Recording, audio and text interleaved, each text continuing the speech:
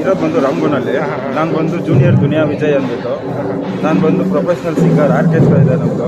ಅಣ್ಣ ಅವರು ನಮಗೆ ತುಂಬ ಕಾರ್ಯಕ್ರಮಗಳು ಕೊಡ್ತಾರೆ. ಅಣ್ಣ ಜೊತೆನೇ ಇರೋದು.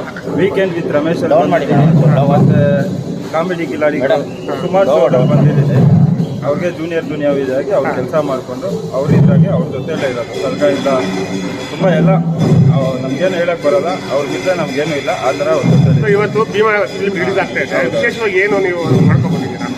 ನಾನು ಲಾಸ್ಟ್ ಕೇಳ್ಪಟ್ಟೆ ಹಿಂದೆ ನೀವು ಟ್ಯಾಟೂ ಹೊಡೆದಿದ್ದೀರಾ? ನಾನು ಲಾಸ್ಟ್ ಟೈಮು ಅಣ್ಣಗೆ ಹೇಳಿದ್ದೆ, ಭೀಮಾಗೆ ಒಂದು ಸರ್ಪ್ರೈಸ್ ಕೊಡ್ತೀನಿ ಅಂತ ಬರ್ಡೇಗೆ ಹೇಳಿದ್ದೆ. ಆ ಬರ್ಡೇಗೆ ಬಂದು ಅದೇ ಇದು ತಲೆಯಲ್ಲಿ ಇದ್ದಿದ್ದೆಲ್ಲ ಅದು ಬಂದುಬಿಟ್ಟು ಅವ್ರಿಗೆ ಇದು ಎಷ್ಟು ದಿನ ಹಿಂದೆ ಮಾಡಿರೋದು ನೀವು? ಇದು ನಿನ್ನೆ ಮಾಡಿದ್ದಾನೆ. ನೆನ್ನೆನಾ? ತಿರುಗಿ ಸೊ ತೋರಿಸ್ರಾ ಸಾರ್ಗೆ? ಇನ್ನೇನೆ ಮುಂದೆ ತಿರುಗಿ ಅಣ್ಣ ಬಂದು ಫುಲ್ ಖುಷಿ ಆದ್ರು. ಈಗ ಆಮೇಲೆ ಮಾತಾಡ್ತೀನಿ, ಕೆಳಗಡೆ ನೋಡು ಫಸ್ಟು ಅಂತ. ಸರಿ ಅಂದ್ರು. ಅಲ್ಲ ಇದು ನೋಡಿ ಏನಂದ್ರು? ಫುಲ್ ಖುಷಿ ಆಗೋದು.